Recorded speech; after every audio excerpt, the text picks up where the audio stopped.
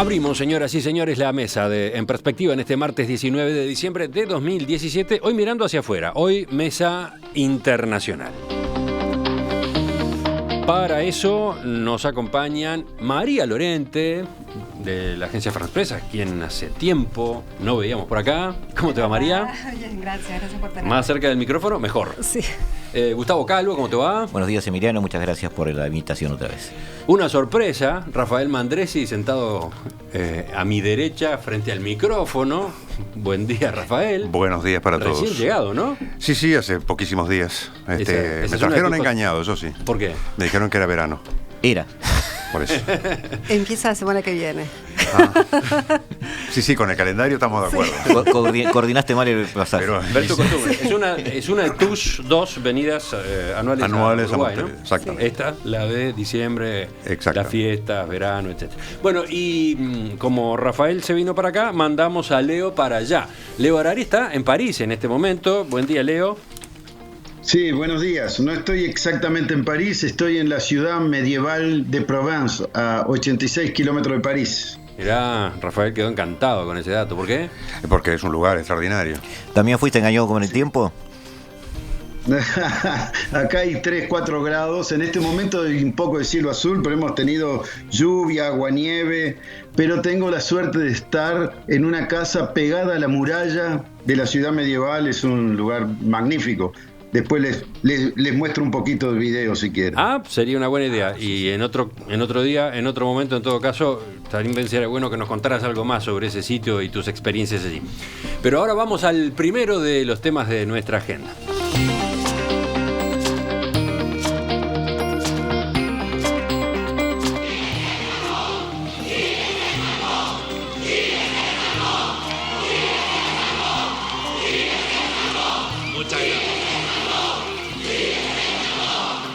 Chile se salvó. Así celebraron miles de chilenos la victoria de Sebastián Piñera en la segunda vuelta que se cumplió el domingo pasado. El candidato de Chile Vamos, que ya había gobernado el país de 2010 a 2014, se impuso por un margen mayor al que se preveía según los sondeos. Fueron 9 puntos arriba del socialdemócrata Alejandro Guillier. El resultado, 54 a 45%. Durante su primer discurso como presidente electo, Piñera se refirió a las reformas sociales impulsadas por la presidenta actual, Michelle Bachelet. Dijo que solo mantendrá la gratuidad universitaria a los 260.000 estudiantes que la tienen, mientras ofreció el 90% de becas para los estudiantes de institutos técnicos. Y voy a proponer a todas las fuerzas políticas y a todos mis compatriotas grandes acuerdos para enfrentar y resolver los grandes problemas que aquejan a tantas y tantos chilenos.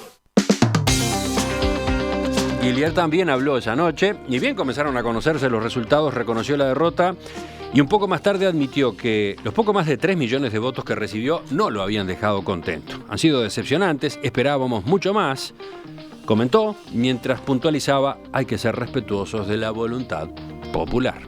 Hemos sufrido una derrota dura. Y en las derrotas es cuando más se aprende.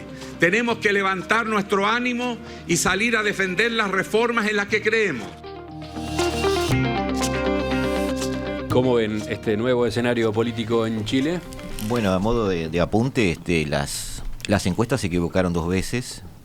Y es interesante porque eso abona bastante el análisis. En una primera vuelta surgió el Frente Amplio donde nadie lo veía venir, aparentemente. El nuevo Frente Amplio chileno. Exactamente. Se ubicó en el orden del 20%, ¿no? Eso en teoría iba a pautar un poco la segunda vuelta. Y otra vez una sorpresa. Es decir, el votante en teoría no acompañó el liderazgo.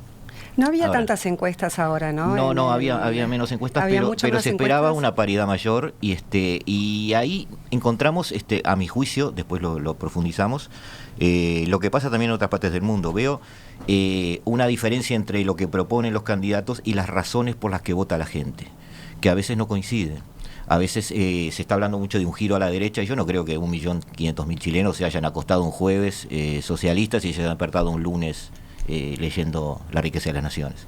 Es decir, creo que de alguna manera habría que analizar eso de parte de las encuestas y de los candidatos. María.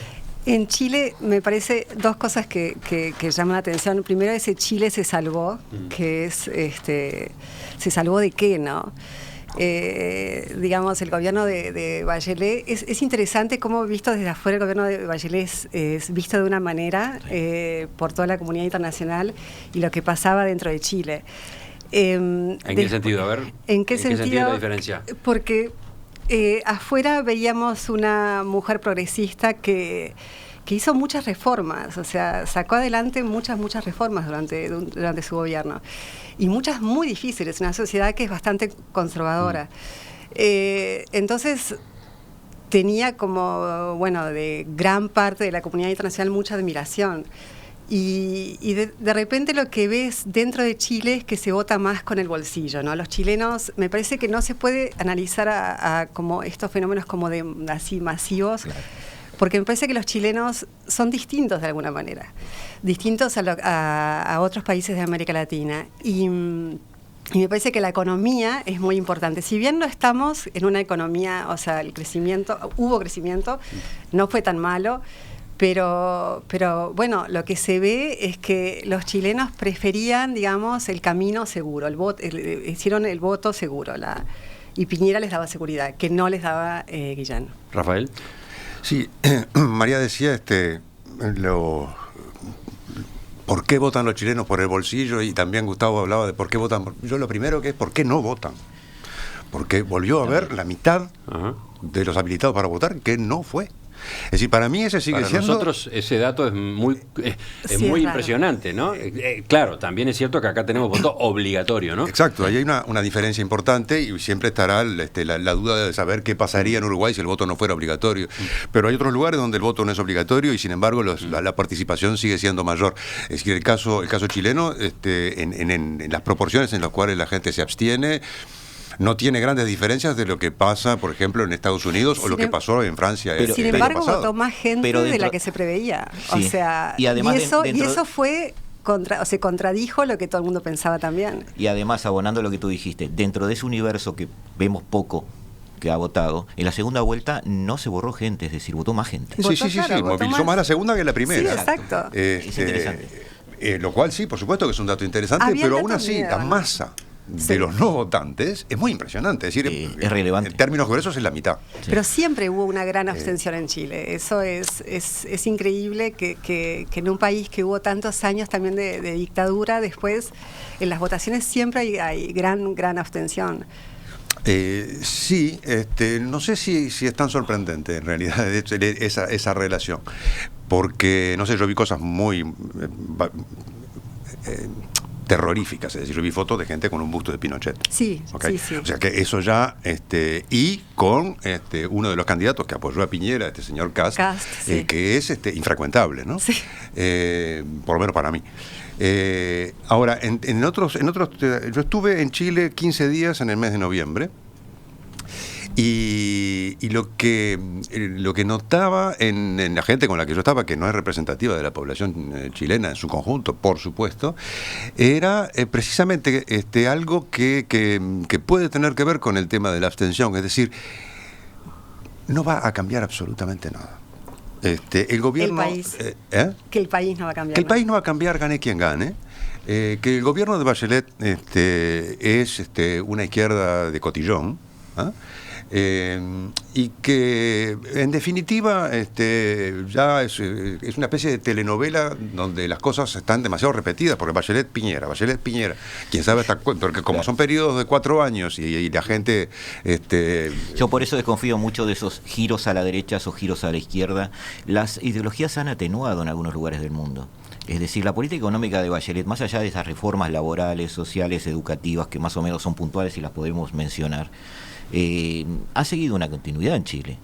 Y él no va a cambiar nada. No solo se desprende de que no hay mayorías en el Parlamento, se desprende de que también no hay una forma de hacer las cosas muy diferente entre los partidos chilenos.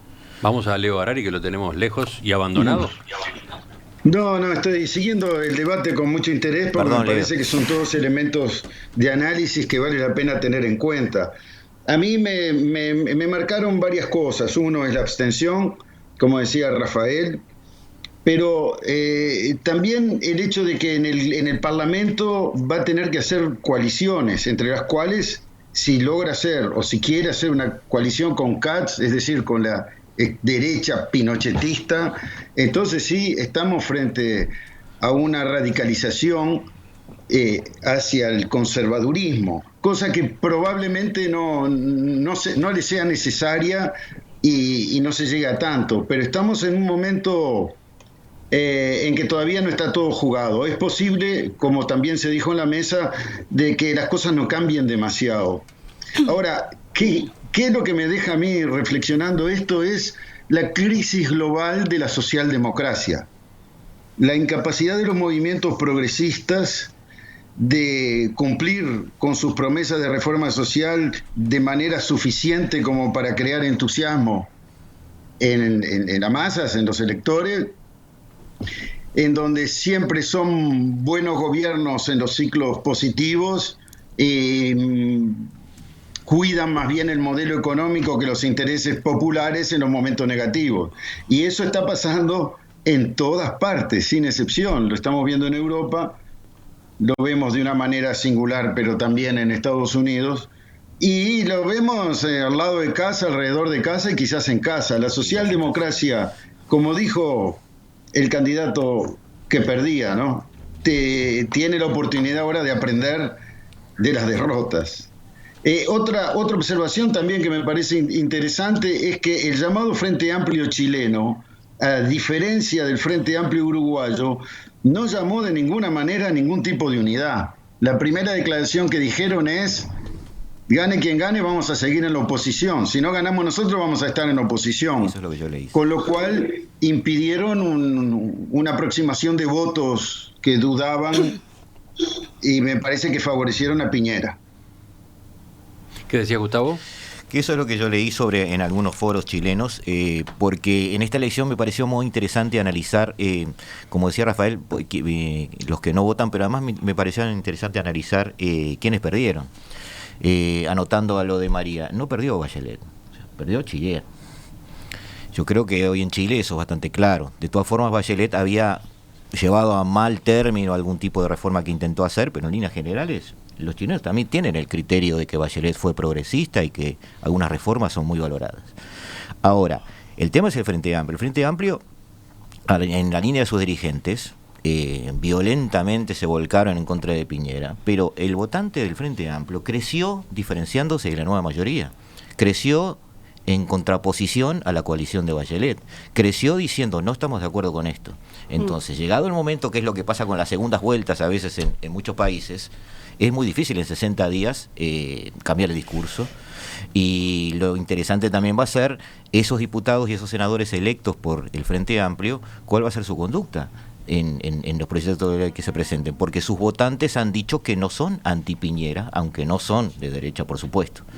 Es que justamente las reformas de Bachelet, de los que estamos hablando, lo que se vio es que no nadie quedó contento. Ni la reforma tributaria fue hasta demasiado explícita, en el sentido de que aumentó los impuestos a las empresas porque pensaba recaudar más, y no tomó un buen ciclo económico justamente en ese momento, y la recesión fue tal que terminó recaudando menos en términos absolutos. Es decir, un 1% menos en términos de impuestos, a un impuesto más alto. Quizá una de las reformas más complicadas fue la educativa, y esa fue la que no llegó para nada a lo que ella se había propuesto al inicio de su gobierno, ¿no? Sí, pero el camino ahí es muy difícil de dar marcha atrás, me parece. Rafael.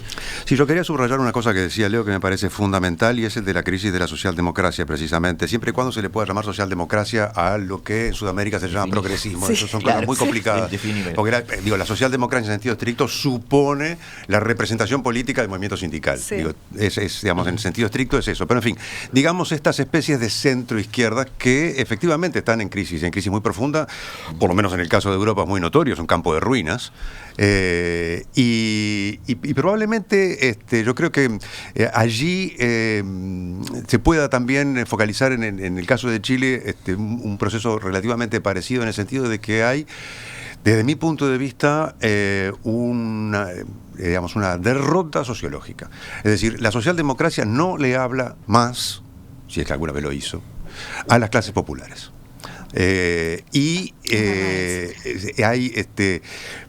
En Chile sigue habiendo gente que trabaja sin cobrar un sueldo. Es decir, sigue habiendo estudiantes que para poder hacer una carrera tienen que endeudarse de por vida. Sigue habiendo gente que no tiene seguridad social y que no sabe si algún día se va a jubilar. Es decir, la devastación del liberalismo económico a la chilena sigue estando presente después de 30 años de concertación, una mayoría, como se le quiera llamar. Llega un momento que la gente dice, bueno, pero ¿qué es esto? Es decir, ¿dónde hay alguna idea diferente para sacarme a mí de la situación muchas veces muy complicada en la que estoy desde siempre? ¿Y ese sentimiento cómo se reflejó en esta elección? ¿Dónde fueron a parar esos votos? Una parte creo yo que se abstuvo, una parte fue a parar al Frente Amplio y probablemente una parte haya ido a parar a Piñera. ¿A Piñera también? Es probable, porque uno ve ese mismo tipo de fenómenos en el caso de muchas elecciones europeas, donde mucha parte del electorado popular va a votar no solo a la derecha, sino a la extrema derecha. Muchas de las clases populares votaron a Piñera. Se veía en los actos, en encuestas, sí, es un fenómeno que es exactamente eso. La clase popular no se identificó con la socialdemocracia. Piñera no hizo un discurso de extrema derecha, hizo un discurso de gestión, un discurso de vamos a mejorar esto. Y se cayó la boca, es decir, no dijo nada más para que la gente se pusiera su atención en eso. Y eso es lo que quería escuchar la gente. Sí, además habló de haber aprendido lecciones de su propio periodo de gobierno, ¿no? E insistió mucho en lo de la unidad. Sí, hoy en la grabación que tú pusiste al principio decía que él ofrecía grandes acuerdos y no puede ofrecer otra cosa, que es lo que va a hacer, porque otra cosa no puede hacer. Los necesita. Los ofrece porque los necesita. Claro. Volvemos contigo, Leo. Sí, yo seguiría en la línea de pensamiento de Rafael, porque me parece que es lo que permite mirar hacia adelante y sacar lecciones. A mí me parece que la socialdemocracia prosperó en la época de la Guerra Fría porque era una opción más generosa con el pueblo, pero oponiéndose a las opciones del comunismo. Prosperó luego porque el neoliberalismo, una vez terminada la Guerra Fría, fue un desastre desde el punto de vista de la equidad, de la justicia social, y porque la gente más de izquierda no tenía otra opción. Hoy en día, la gente más de izquierda sigue sin tener otra opción, pero la socialdemocracia ya demostró que no podía cumplir sus promesas hacia la equidad y hacia el pueblo, más allá que lo que le permitía la bondad de un ciclo económico positivo. Y luego no está dispuesta a tocar los fundamentales del sistema económico que crea la injusticia.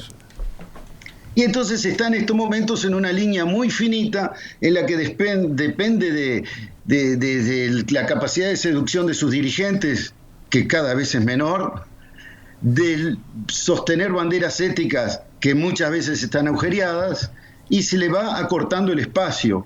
Y lo otro que queda como opción es la de los gestores. Todos los gobiernos de derecha hoy en día no son de una derecha ideológica, excepto en Europa, en donde hay la presión de la inmigración y el tema de los nacionalismos. Pero si no, son gobiernos que lo que prometen es administrar bien, tomar en cuenta a todo el mundo, y en particular cuando no tienen mayorías absolutas en los parlamentos. Gustavo y Rafael, mientras te escuchaban, hacían gestos como de coincidencia o de matices. A ver, empezamos con Gustavo. Sí, yo estoy de acuerdo en la intención, en el análisis de Leo y de Rafael. Lo que pasa es que yo veo las gráficas económicas de Chile y yo no me siento capacitado para condenar toda la línea liberal desde el punto de vista económico. Ha sido una creciente línea sostenida hacia arriba en cuanto a PBI, en cuanto a PBI per cápita y un montón de indicadores. Sí coincido totalmente con ellos en que ha sido totalmente incapaz de repartir la riqueza, de distribuir la riqueza. Y ese es el problema de la izquierda, pero no solo en Chile, sino en muchísimos países. La doctrina económica ya mundial, digamos, está de acuerdo en un montón de temas que, sean países de izquierda o de derecha, todos los cumplen. Los cumplió Bachelet, los cumple Piñera y los va a cumplir cualquier presidente chileno. Este liberalismo ha llevado a Chile a tener mayor riqueza, a ser un país más rico, pero lo ha llevado también a ser un país desigual. Entonces, el problema de cualquier izquierdista en Chile cuando llega al poder es decir, ¿dónde pongo el lápiz? ¿Qué cambio para que no suceda todo lo que Rafael describía? ¿Y qué cambio sin poner en riesgo indicadores como déficit fiscal, como el manejo de la inflación? Ese es el tema. Sí, ¿Qué se cambia? Es un tema. Ahora, el punto es... No puedo cambiar todo el sistema porque este sistema me llevó a ser rico. Es muy simple, ¿entendés, Rafael? Pero el votante tiene esa duda. Sí, claro, pero cuando estás en la miseria y decís, pero el PBI, qué fantástico, digo, y somos ricos, ahí hay un problema. Es una de las razones por las cuales los pobres votan a la derecha, lo cual para mí es una tragedia. Porque hay justamente una suerte de naturalización de determinadas cosas que para mí no forman parte de la naturaleza, sino que forman parte de la ideología, entre otras la teoría económica. Claro. Acompañada, por supuesto, de la teoría económica, no existe sola sin teoría política. Y en el caso de Chile, los indicadores económicos, por supuesto que no los pongo de esos indicadores económicos, no los pongo en tela de juicio. No justifican lo otro. Estoy de acuerdo contigo, ojo, no quiero ir a un lado que no quiero. Pero a su vez, María decía hace un rato, es una sociedad bastante conservadora, es una sociedad ultra conservadora, sí. Es decir, te pone los pelos de punta la sociedad chilena. Sí. Si venís de Uruguay o si venís de Francia, como en el caso mío. Es muy distinta a las sociedades latinoamericanas. Es de las más conservadoras de los países latinoamericanos. Desde todo punto de vista, un conservadurismo moral, un conservadurismo social, es una sociedad clasista, profundamente y radicalmente clasista. Y el punto está justamente en la reinvención de una alternativa. Llamémosle de izquierda si se quiere o de otra manera. Porque en este momento la socialdemocracia... Es un mal si le pones la etiqueta de izquierda, o sea, tendría que ser algo... Llámale H como hizo Macron, ¿viste? Decir, no hablo de derecha. Bueno, si empezamos con Macron no vamos a ir muy lejos. Lo dejamos, perdón. Pero, y efectivamente, el 20% del Frente Amplio es quizá un intento en esa dirección. No sé qué éxito podrá tener, no lo tengo claro. Por ejemplo, una cosa que es interesante de lo que estamos hablando y que comentaste al principio es que en cuanto a la reforma educativa, Piñera dice 90% de becas para institutos técnicos. Es decir, ¿qué mensaje está dando ahí? Es como diciendo, bueno, los pobres tienen derecho a ser mecánicos, pero no médicos, por ejemplo. Es terrible. Exacto. Y entonces, no podemos decir que Piñera es exactamente lo mismo. Leo, estabas tratando de intervenir desde allá. No. Quería dejar Macron como porque se merece que cuando lo agarremos de todas las puntas. Hacemos una mesa con Macron. Poder hacerlo con Rafael a mano, pero no es el tema de hoy. Yo creo que vamos bien en el análisis de lo que pasó y de lo que está pasando. El tema es tener mucha lucidez. Rafael dijo una cosa de la cual yo seguiría agarrándome. Hoy estamos en buena onda. Como siempre, Leo, por favor. De una alternativa. Está faltando eso para la izquierda y para la derecha también, porque un movimiento conservador ya sabemos lo que es ideológico, es también muy poderoso en Estados Unidos y es el combate más o menos de siglos que hay en la sociedad. Otra cosa es el neoliberalismo como proyecto económico, que es una fábrica de injusticias y de diferencias sociales, y los indicadores son los indicadores que le sirven para demostrar cómo marcha el sistema neoliberal, no sirven para decir cómo marcha una sociedad, esos son pamplinas. Entonces, ¿qué queda? Queda el asunto de la buena administración y después de unas señales para los conservadores por un lado, unas señales para los progresistas por el otro, y con eso van navegando. Pero la sociedad chilena tenía, como ya se dijo, un estamento de estudiantes que son esclavos del medio financiero, totalmente dedicados luego que tienen los diplomas simplemente a reembolsar, como pasa también en otros países, en particular en Estados Unidos. Y ese tipo de reformas, la Bachelet no logró ir tan lejos como tendría que haber sido. Yo creo que dejó en el camino no pudo a algunos cuantos, y eso le costó también. Lo que pasa es que hay dos categorías para mí, ¿no? Es decir, Piñera no implica que todo vaya a cambiar. Estoy con Rafael en que va a cambiar poca cosa. Pero sería interesante ver qué reformas van a sobrevivir y cuáles no. Por ejemplo, Piñera no va a revertir el tema de la legalización del aborto. Por ejemplo. Pero digo que va a introducir cambios. Dijo que va a acompañar a las mujeres. No tiene mucha cintura. O sea, acompañar a las mujeres no tiene mucha cintura para evitar eso. Que aborten. Pero, eso por ejemplo, el matrimonio igualitario va al freezer. Bueno, eso sí, porque... Por ejemplo, la reforma educativa, después de que inició todo esto hace unos años con aquella chica Vallejo, que era creo la presidenta del Centro de Estudiantes. Camila, sí. Camila Vallejo. Camila. Yo creo que es un camino sin retorno, es decir, habrá menos aceleración o más aceleración, pero una presentación del sistema educativo a dos partes, una gratuita y otra paga, Chile va hacia eso, sea quien sea el presidente, porque además es un reclamo bastante fuerte a nivel de varias capas sociales, no solo de las capas bajas. En cuanto a la reforma tributaria, sí, es un Trump versión 2, es decir, baja los impuestos a las empresas, busca con eso una reactivación económica, es la receta que estamos viendo más al norte. Pero, por eso, no creo que tenga tanta cintura, y el Frente Amplio, al ser el fiel de la balanza y tener un origen de izquierda, da ciertas garantías en cuanto a cierta estabilidad del cambio. Me parece a mí. Es más importante ver hoy quiénes perdieron que quiénes ganaron, en mi criterio, ¿no? Hay otra reforma que es muy importante, que es la de la Constitución, ¿no? Sí. Sí, también. Cierto. Antes de cerrar el tema y pasar al siguiente, leo 3 mensajes que llegan desde la audiencia.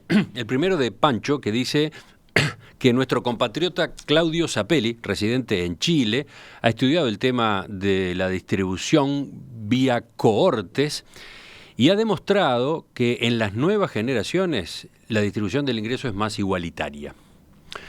Después aparece Gastón, que dice, ¿no le llama la atención que siendo Chile un país más rico que Uruguay, cantidad de chilenos vienen a estudiar gratuitamente a nuestro país porque no pueden pagar allá sus estudios? Y por último, Fabián anota, el debate que falta en esa mesa es la política económica mundial. ¿Reparte la riqueza, sí o no? En perspectiva, periodismo para la era digital.